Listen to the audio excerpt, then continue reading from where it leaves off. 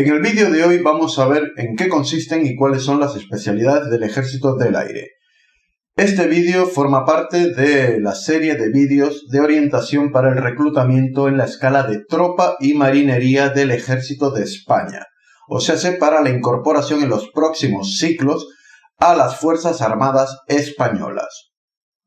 El Ejército del Aire es una de esas unidades de más reciente creación en todos los ejércitos modernos. Su historia comienza prácticamente en la década anterior a la Segunda Guerra Mundial. Estamos hablando del año 1920-1930. Durante la Primera Guerra Mundial también se utilizaron unidades aéreas durante el conflicto, pero no existía un ejército del aire formado o instruido realmente como unidad de combate. Las primeras intervenciones de las unidades aéreas, con la aparición de los primeros aeroplanos, fueron más como unidades de observación para la artillería. Al principio, en las guerras anteriores a la Primera Guerra Mundial, ya existían unidades aéreas o aeronaves, que pueden ser los globos o los dirigibles. Un dirigible no es más que un globo que posee un método de propulsión que le permite directamente moverse sin tener que contar única y exclusivamente con la fuerza del viento. Los globos y los dirigibles eran utilizados principalmente como puestos de observación del campo de batalla. En aquella época, tener en cuenta que no existían los satélites, no existían los drones de reconocimiento, y para orientar el tiro de la artillería o ver los movimientos de los enemigos se empezaron a emplear estas aeronaves o estos transportes aéreos. Sí que es verdad que con la aparición del aeroplano esto cambió. Los primeros pilotos eran deportistas, eran pilotos aficionados que se unían a determinados ejércitos, ya sea bien el ejército francés, el ejército alemán, el italiano o el inglés, que fueron los principales ejércitos que empezaron a emplear las primeras aeronaves como las conocemos hoy en día. Estos pilotos eran pilotos deportistas, muchos de ellos eran pilotos por afición, por hobby, y les sorprendió el comienzo de la Primera Guerra Mundial, de la Gran Guerra, como se le conoció en aquella época, y empezaron a utilizar sus propios aviones o aviones comprados por los ejércitos para hacer estas funciones de reconocimiento del campo de combate. Los primeros combates entre pilotos se realizaban con pistolas. Cuando se encontraban ciertos pilotos de bandos contrarios encima de la misma zona de combate o del mismo campo de batalla, se solían disparar entre ellos con sus armas personales, ya sean con sus pistolas o en algunos casos, si el avión constaba de dos miembros, un piloto y un observador, era este el que realizaba los disparos. También había una táctica que era soltar por uno de los aviones, soltar una cuerda con un gancho e intentar pasar este avión por encima del contrincante para arrancarle el fuselaje, la tela de las alas. Ten en cuenta que los primeros aviones, que estamos hablando de la década del 1930-1920, los primeros aviones estaban compuestos, hechos en su mayoría de madera y tela. De esta forma, con este gancho, arrancaban esta parte de la tela y dejaban inutilizado el avión contrincante. La primera artillería aérea que hubo, el primer bombardeo aéreo que hubo, eran por estos mismos observadores quienes lanzaban granadas de mano o bombas directamente con la mano. O sea, llevaban las bombas en su habitáculo y sacando el brazo del avión lanzaban estas bombas sobre las líneas enemigas. Esto fue lo que enseñó a los generales de aquel momento la importancia de la supremacía aérea en el campo de combate, ya que daba la posibilidad de llegar más allá de la línea de observación o de la propia artillería para causar un daño sobre las tropas enemigas. Ya en la Guerra Civil Española se empezó a utilizar los aviones realmente como un arma ofensiva, no solo como método de observación, sino como una extensión de las fuerzas de tierra sobre el campo de combate. Asimismo, en la Segunda Guerra Mundial hacen su aparición por parte de las tropas italianas y de las tropas soviéticas, que fueron dos de las primeras en emplear las unidades aerotransportadas. Esto es, unidades que eran lanzadas con paracaídas sobre las líneas enemigas o detrás de las líneas enemigas. Es anecdótico que fue la Unión Soviética la primera en intentar emplear estas unidades, pero como anécdota que sepáis que el primer intento de unidad aerotransportada no llevaba paracaídas. ¿En qué consistían y cómo lo hacían los soviéticos? Pues utilizaban aviones de carga donde iba la infantería que iba a ser desplegada y esta salía del avión y se deslizaba por las alas del avión dejándose caer sobre el campo de combate, sin paracaídas.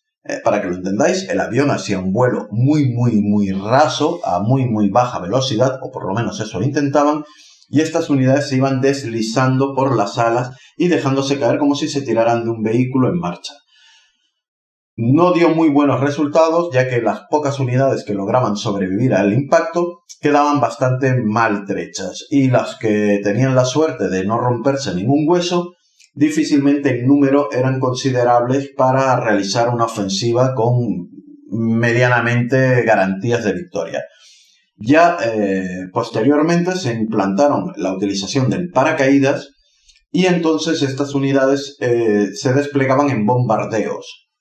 Esto quiere decir que se abría la misma escotilla por la que se lanzaban las bombas y los soldados iban tirándose por ahí, con el resultado de que muchas veces estos se golpeaban por el propio impulso del avión y terminaban desnucados. Esto se fue puliendo y sí que es verdad que algunas de las unidades más válidas de paracaidistas fueron tanto las italianas como las alemanas, que son los verdaderos precursores de lo que hoy son las unidades paracaidistas. Fueron los que mejor pulieron la técnica de los paracaidistas, el equipamiento de los paracaidistas y el armamento de los paracaidistas. Luego se le incorporaron tanto el ejército británico como el ejército americano, que bebió mucho de las experiencias acumuladas tanto por los alemanes como por los ingleses. Dicho este dato histórico, para que sepáis de dónde viene el ejército aéreo, de dónde viene el arma aérea, os voy a explicar en qué consisten las especialidades del ejército del aire. Antes de continuar con el vídeo, y antes de que empecéis a hacer esas preguntas, quiero explicaros una cosa. Lo que vosotros entendéis por el ejército del aire está compuesto por dos grandes factores. Uno son los pilotos y tripulaciones de las aeronaves, y otra es el personal de tierra que da apoyo a esta unidad, o sea, a los aviones en vuelo. Si queréis ser pilotos, si queréis vosotros pilotar o pertenecer a las tripulaciones de las aeronaves, solo podéis hacerlo desde la escala de suboficiales y de oficiales. En la escala de suboficiales podréis acceder a aeronaves de transporte, a aeronaves de apoyo logístico y a helicópteros. Y desde la escala de oficiales, única y exclusivamente, podréis acceder a aeronaves de combate, entiéndase, a los cazas, ya sean cazas o bombarderos. Desde tropa y marinería no se pueden acceder a estas unidades, o sea, no podéis ser pilotos de caza siendo soldados. Sí que podréis acceder a la promoción interna y ascender a suboficiales desde tropa y marinería, igual que lo haréis desde armada o desde el ejército de tierra. Pero desde tropa no se puede acceder a ser piloto. O sea, no lo preguntéis en el cajón de los comentarios porque directamente no se puede. Si queréis ser pilotos tenéis que ser oficiales. También deciros que el ejército del aire es uno de los cuerpos de ejército más exigentes a nivel físico y médico. Cuando vosotros queréis incorporaros a tropa y marinería en el ejército del aire, pasaréis un reconocimiento médico estándar. Digamos que pasaréis el reconocimiento médico básico. Dependiendo de la especialidad a la que hayáis sido seleccionados, luego tendréis que pasar un segundo y hasta un tercer reconocimiento médico, que os capacitará para esta especialidad o unidad. Entiéndase que principalmente son reconocimientos médicos que harán mucho hincapié en el tema de la vista. O sea, sé que si vosotros pedís como especialidad control aéreo, vais a tener que tener unas restricciones visuales muy superiores a la que tendríais si fuerais a seguridad o apoyo logístico. Me explico. Para estar delante de un panel de control o de un sistema de informática, os van a pedir un mayor nivel visual, o sea, tener menos dioptrías. Si en seguridad y defensa os admiten hasta 6 dioptrías, tendréis que tener incluso hasta 2 dioptrías como máximo para las unidades de telecomunicaciones. Es importante que esto lo veáis en el cajón cuando salga la convocatoria nueva de Tropa y Marinería. En el apartado de exclusiones médicas especifica muy bien cuáles son los reconocimientos médicos que tendréis que pasar para el Ejército del Aire. Que sepáis que el Ejército del Aire, en alguna de sus especialidades, tendréis que superar una segunda prueba médica y de no superarla no podréis acceder a esas especialidades. Se os mandarán directamente a alguna otra unidad del Ejército del Aire que no tenga estos requerimientos físicos. Volviendo a las especialidades del Ejército del Aire, hay 3 campos principales de actuación en el Ejército del Aire. Digamos que hay 3 grandes grupos y dentro de esos grupos hay otros subespecialidades que luego os voy a explicar cuando lleguemos a cada uno de ellos. Los principales grupos de trabajo dentro del Ejército del Aire son seguridad y apoyo a la fuerza, mantenimiento operativo y control aéreo y sistemas de información y telecomunicaciones. Y es en este apartado en el que más restricciones médicas hay. O sea, sé que es aquí donde mejor salud, tanto visual como mental, vais a tener que necesitar para poder aspirar a cualquier plaza de esta especialidad. ¿Por qué salud mental? Un controlador aéreo está expuesto a mucha tensión psicológica. Si vosotros no pasáis un reconocimiento psicológico muy específico, se os considerará que no sois aptos para mantener la tensión necesaria para pertenecer a estas unidades. Podéis entrar en estrés, podéis entrar en agobios, depresiones, etcétera, etcétera, etcétera. No tanto así como para mantenimiento operativo o para seguridad y apoyo a la fuerza.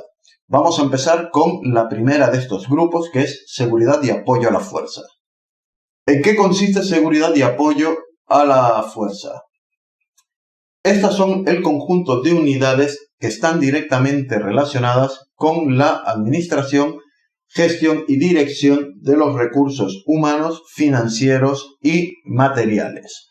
O sea, todo lo que corresponda a el apoyo a las misiones o al funcionamiento correcto de los acuartelamientos. ¿Qué subespecialidades hay dentro de este principal grupo? Os explico lo de las subespecialidades. El primer grupo, cuando veáis la convocatoria, veréis que las plazas están repartidas por diferentes especialidades. Algunas de ellas tienen el encabezado PF, apoyo a la fuerza, o protección y fuerza.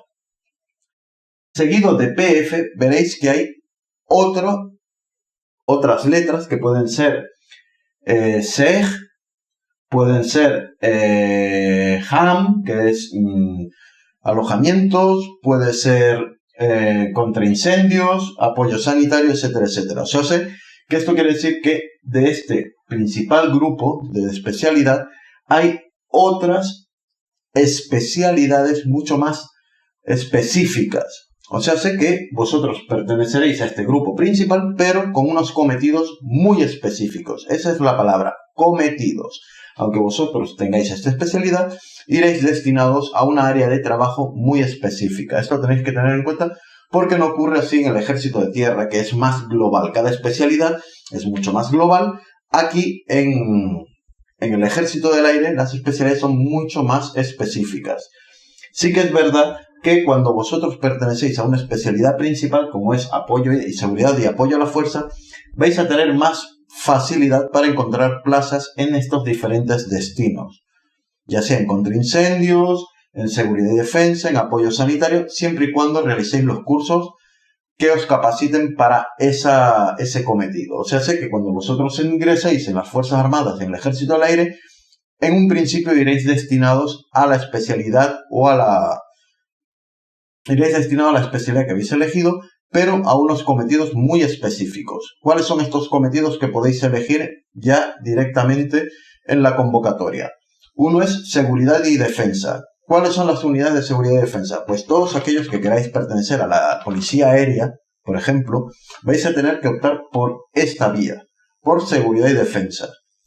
Si queréis, ¿qué unidades pertenecen a seguridad y defensa? Pues como ya os he dicho, la policía aérea, las unidades de operaciones especiales, como puede ser la EADA, como pueden ser zapadores, como pueden ser unidades antiterroristas, grupos de intervención rápida, grupos de respuesta rápida, etcétera, etcétera. Todo lo que son unidades operativas son pertenecientes a esta especialidad, seguridad y defensa. Eso tenéis que tenerlo muy en cuenta. Así que yo me quiero ir, pero yo quiero ser de la policía aérea. O yo quiero ser zapador paracaidista del ejército del aire. Esta va a ser vuestra unidad.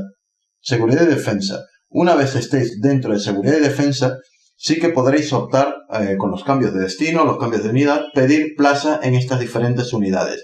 Tened en cuenta que la EADA funciona igual que la Unidad de Operaciones Especiales del Ejército de Tierra o como la FUGNE dentro de la Armada. A la EADA no se puede acceder directamente desde la calle. Primero accederéis a una unidad X del Ejército del Aire, en un acuartelamiento X de seguridad, una compañía de seguridad o una compañía de policía aérea, y con los años o con el tiempo podréis hacer el curso de operaciones especiales y pasar a formar parte de la EADA, que es una unidad en sí. Es una unidad de operaciones especiales. Apoyo sanitario. Igual que ocurría en el Ejército de Tierra, tenemos que apoyo sanitario son personal que va a ser instruido específicamente en apoyo, o mejor dicho, en enfermería, sanidad. No son enfermeros, no os van a dar la titulación de enfermeros, sino la de auxiliar de enfermería. Podéis hacer el curso que haría un auxiliar de enfermería. Son cursos monográficos de 6-7 meses en los que se os enseñará cómo tratar los primeros auxilios correctamente. Aunque todos sabemos hacer un masaje cardíaco, todos sabemos hacer un torniquete o inmovilizar una pierna rota, este personal sí que va a ser instruido correctamente en colocación de vías, en cómo tratar heridas graves, reanimación, etcétera, etcétera. Es el personal que será desplegado junto con las unidades de sanitarios en operaciones de combate, ya sea en territorio nacional o en el extranjero. También formarán parte del personal que está destinado en las diferentes enfermerías que hay en los diferentes acuartelamientos. Cada acuartelamiento tiene su enfermería con su oficial enfermero, con su oficial médico en algunos casos, y luego tendrán personal de tropa y marinería que son los que se encargan de hacer, pues eso, las curas principales, siempre asesorados por este personal médico. Y estos son personal de apoyo sanitario. Contra incendios. Una de las funciones principales de este personal es asegurarse de que no haya ningún problema en las pistas de aterrizaje. Los aviones utilizan unos combustibles altamente volátiles. Cualquier tontería puede causar un estrago y puede ser una catástrofe en un aeropuerto o en una zona de aterrizaje. El personal de contraincendios está única y exclusivamente destinado a estar preparados para solventar estas situaciones. En el caso de que hubiera una fuga de combustible, en el caso de que un avión va a hacer un aterrizaje con un tren roto o tiene un problema de aviónica, se desplegaría a los contraincendios para minimizar cualquier riesgo. Este personal está única y exclusivamente destinado en un parque de bomberos, que todos os imagináis, todos lo habéis visto en todas las películas. Cada vez que veáis una película en la que un avión va a tener un problema, veréis una serie de gente que van con unos trajes de amianto, unos trajes plateados muy grandes, que están a pie de pista esperando a que el avión aterrice. Pues ese es el personal de contraincendios. Están única y exclusivamente especializados en ese trabajo. No puede venir Pepe Mierdas, coger un extintor e ir a apagar un avión, porque no se puede. Para eso hace falta una preparación especial. saber la utilización de un material especial, de un equipo especial, y tener atribuidos o llevar puestos unos trajes especiales. No podéis enfrentaros a un incendio de combustible aéreo directamente con el mimeta que lleváis puesto. Para eso está el personal de contraincendio. Gestión administrativa, pues ya su propio nombre lo dice. Es el personal que se va a encargar de todo lo que son las oficinas y del tema del papeleo en los diferentes acuartelamientos. Para que un avión despegue, no os imagináis la cantidad de permisos, licencias, papeles, autorizaciones que hacen falta. Y si el avión va armado, sumarle más todavía. Cualquier despliegue que se haga en territorio nacional o en territorio extranjero, sea de personal, de material, hace falta una cantidad ingente de papeles. De datos, de información, de mensajes. Y el personal de gestión administrativa se encarga de eso, de estar en las oficinas y hacer que las cosas funcionen, de que cada cosa vaya donde tiene que ir. Tenemos cartografía e imagen. Una de las principales peculiaridades o uno de los principales usos que se le da a la Fuerza Aérea es la de reconocimiento.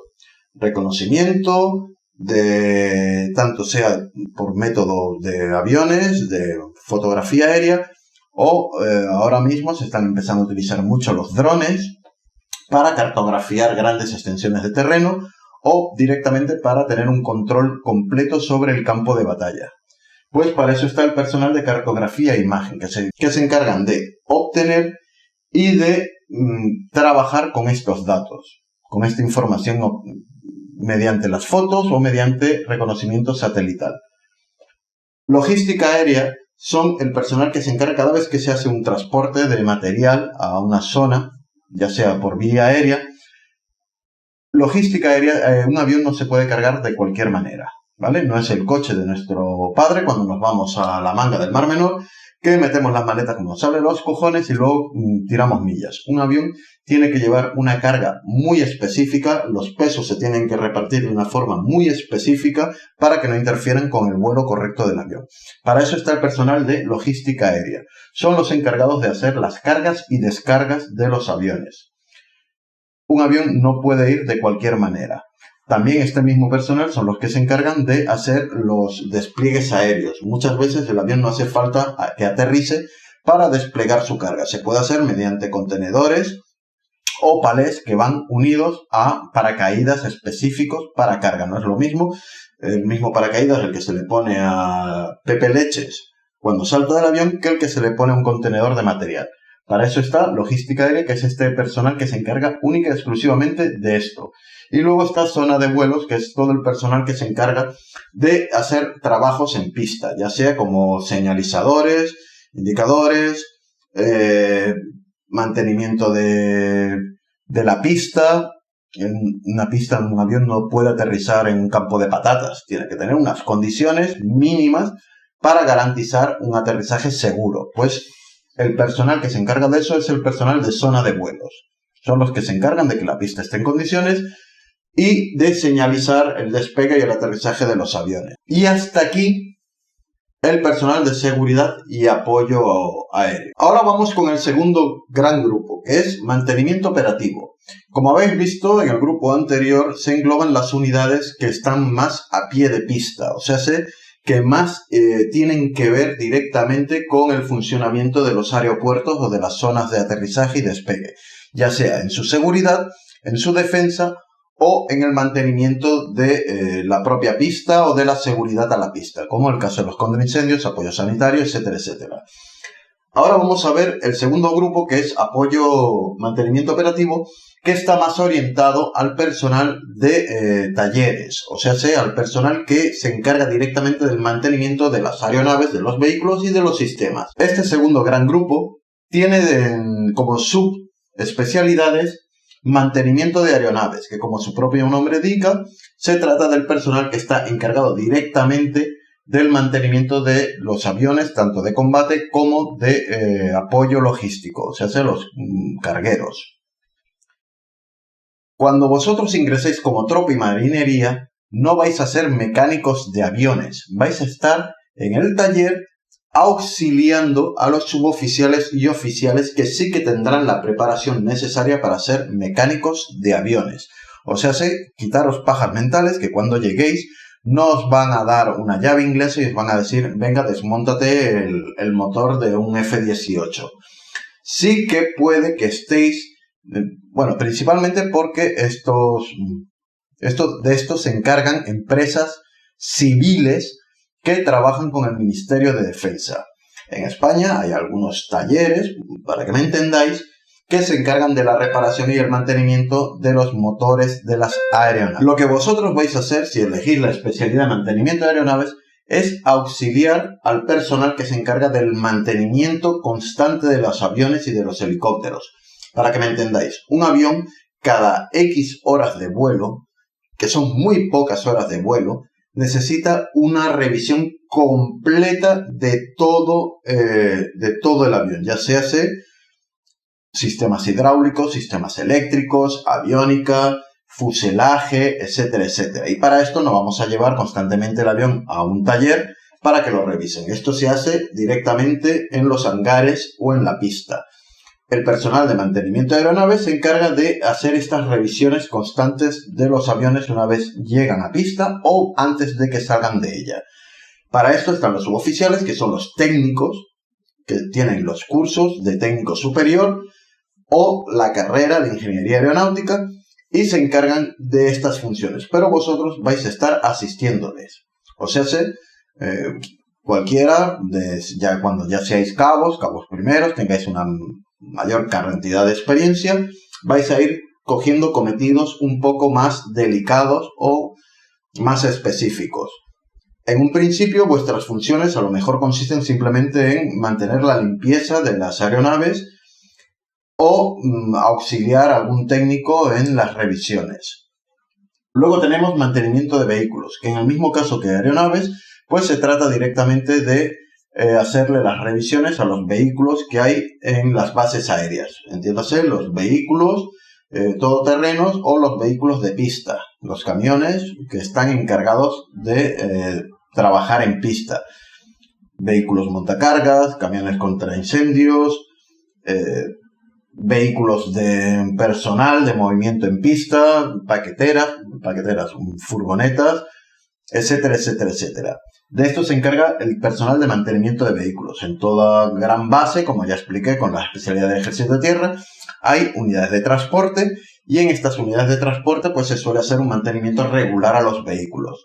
No son el mismo mantenimiento que haríamos en un taller, pero sí son mantenimientos, pues, cambios de bujías, aceite, revisión de los frenos, los neumáticos, la limpieza de los vehículos, etcétera, etcétera, etcétera. Pues de eso se encarga mantenimiento de vehículos.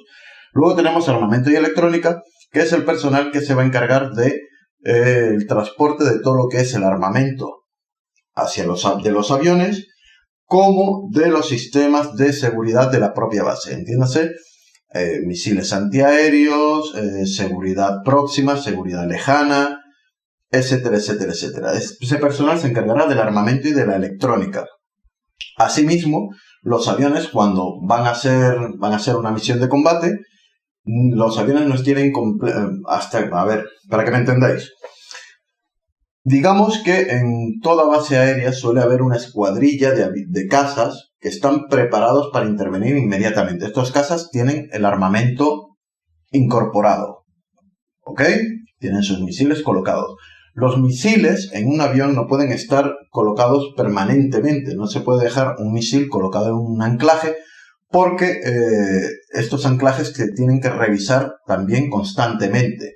Tú no puedes dejar salir un avión que lleva un Sidewinder incorporado 6 meses, porque a la hora de disparar ese misil a lo mejor el anclaje no se suelta porque ha cogido óxido, porque el cable ha cogido humedad, dilatación, etcétera, etcétera, no hace bien el contacto y tendríamos un fallo en el lanzamiento. Es por esto que estos aviones que están en modo espera suelen estar un pequeño periodo de tiempo.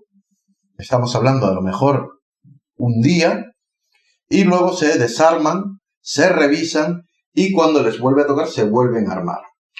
En zonas de combate, en misiones de combate, los aviones cuando han soltado su carga llegan al aeropuerto, se reposta, se hace una revisión rápida y se rearma. Pues el personal de armamento y electrónica son los encargados de transportar estos misiles y de colocarlos en los afustes del avión.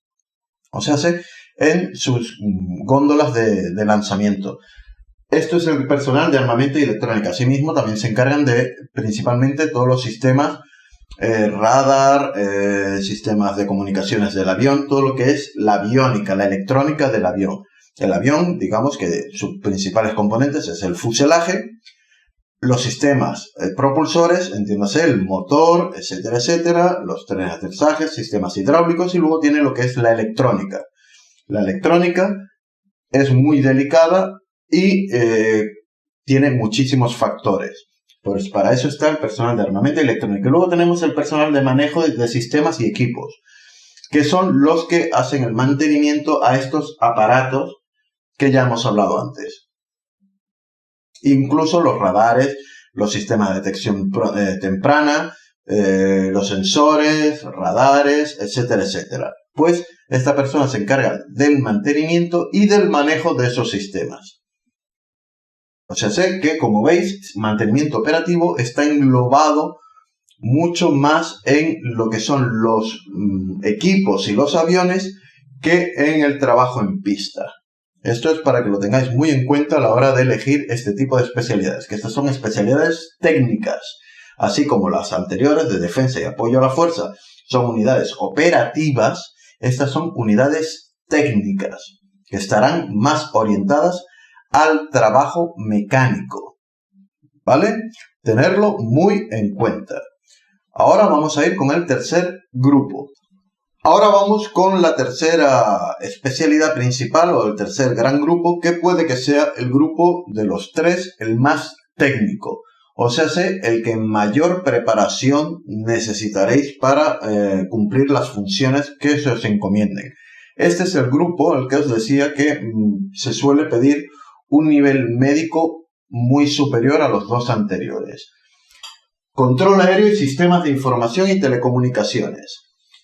Este grupo se dedica en especial al control aéreo, ya sea desde tierra o desde medios aéreos. Tenemos una serie de aviones que se llaman AWAC. Creo que lo he dicho bien, si no me lo podéis corregir, porque como yo no pertenezco al Ejército del Aire, no estoy muy mojado en los sistemas, pero sí que sé que están los aviones, los habréis visto por la tele, incluso el Día de las Fuerzas Armadas se suele desplegar junto a la patrulla Águila, un avión que tiene un radomo muy grande encima. Tiene como una rueda gigante encima del avión, que eso es un radar. Eso es un radar de barrido inferior, que se despliega para tener un mayor control sobre determinadas zonas de la geografía. Es un radar que se pone en un avión para mirar desde arriba lo que ocurre abajo. También se emplea para localizar objetivos a gran distancia, para detectar incursiones aéreas enemigas, etcétera, etcétera, etcétera. Allá donde nosotros no podemos tener sistemas terrestres de radar. Por ejemplo, desplegamos en Afganistán, pues en vez de estar llevando radares móviles por tierra, irlos desplegando para hacer una barrera o una zona de control, se despliega un AWAC y este avión se encarga de eso. Pues el personal que va a bordo de ese avión tiene funciones de control aéreo, o bien desde una torre de control en un aeropuerto en tierra. Pero para eso está el personal de control aéreo y guerra electrónica. Control aéreo.